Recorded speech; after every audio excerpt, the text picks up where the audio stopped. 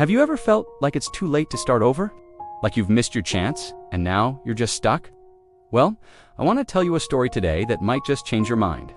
It's the incredible true story of a man who, at 60 years old, lost absolutely everything. His business, his savings, his home, all gone. But what he did next is nothing short of legendary. This isn't just a story about losing it all. It's about finding something more, something that was there all along. Imagine being 60. You've worked your entire life building a successful business. You're looking forward to a comfortable retirement. Maybe spending more time with your family, traveling, enjoying the fruits of your labor. That was the life of Mr. Chen. For decades, he ran a bustling textile factory. He was respected in his community, a pillar of success. He had a beautiful home, a loving wife, and his children were grown and starting their own lives. He thought he had it all figured out. But then, the unthinkable happened. A series of bad investments, coupled with a sudden and brutal market downturn, created a perfect storm. The orders dried up. The debts piled high. Mr. Chen fought with everything he had, pouring his personal savings back into the business, trying to keep it afloat. But it was like trying to bail out a sinking ship with a thimble. One day, the bank called. It was over. The factory was foreclosed. His home, which he had put up as collateral, was gone too.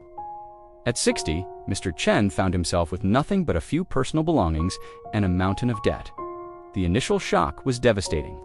He felt a sense of shame and failure that was almost suffocating. He'd wake up in the middle of the night in a cold sweat, the weight of his loss crushing him. He was staying in a tiny room at his son's apartment, feeling like a burden. Friends who used to clap him on the back now avoided his calls. The world he knew had vanished. He spent weeks and days barely speaking, just staring out the window. His wife tried to comfort him, but he felt like a ghost in his own life. The question that haunted him day and night was, what now? Is this it? Is this how my story ends? Many people in his situation would have given up. They would have resigned themselves to a quiet, defeated existence.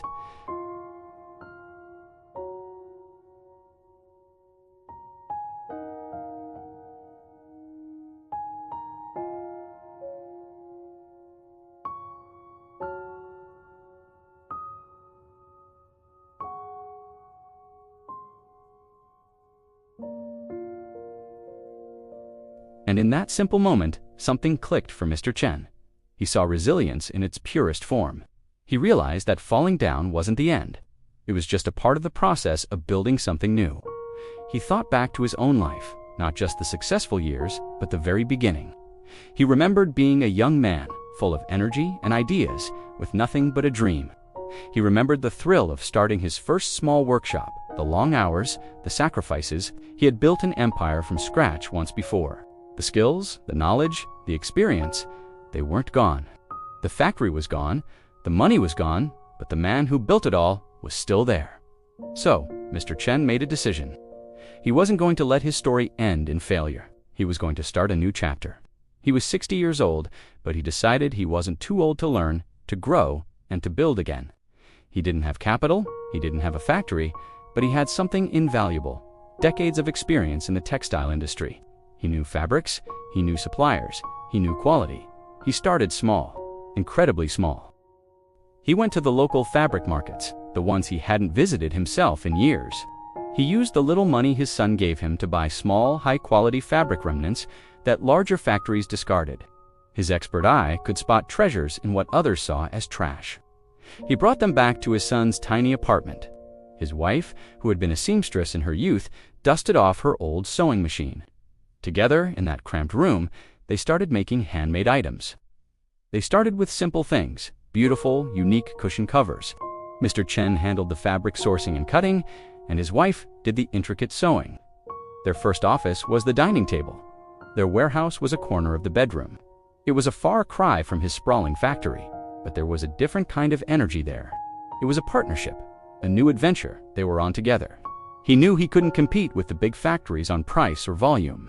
So he focused on what he could control: unparalleled quality and unique design. Each cushion cover was a work of art. But how to sell them? He didn't have a storefront.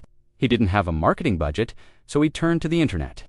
His granddaughter, the same one who taught him about resilience with her blocks, taught him how to use social media. At 60, Mr. Chen learned how to take photos of his products with a smartphone. He learned how to write descriptions, how to use hashtags, and how to set up a small online store. It was a steep learning curve.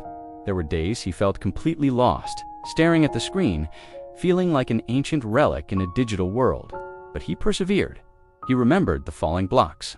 He asked questions. He watched tutorials. He practiced. His first sale came a few weeks later, a single cushion cover. The profit was tiny, almost negligible, but the feeling, it was electrifying. It was more thrilling than landing $1 million contract in his old life. It was proof that he could still create value, proof that someone, somewhere, appreciated his work. It was a spark of hope that reignited the fire within him. Slowly, word began to spread. People were drawn to the story behind the products, the story of a man who lost everything and was rebuilding his life, stitch by stitch. The quality of his work spoke for itself. Customers left glowing reviews. One happy customer led to 2, then 10, then 100. He and his wife were soon working day and night to keep up with the orders. They expanded their product line to include custom curtains, table runners, and bags.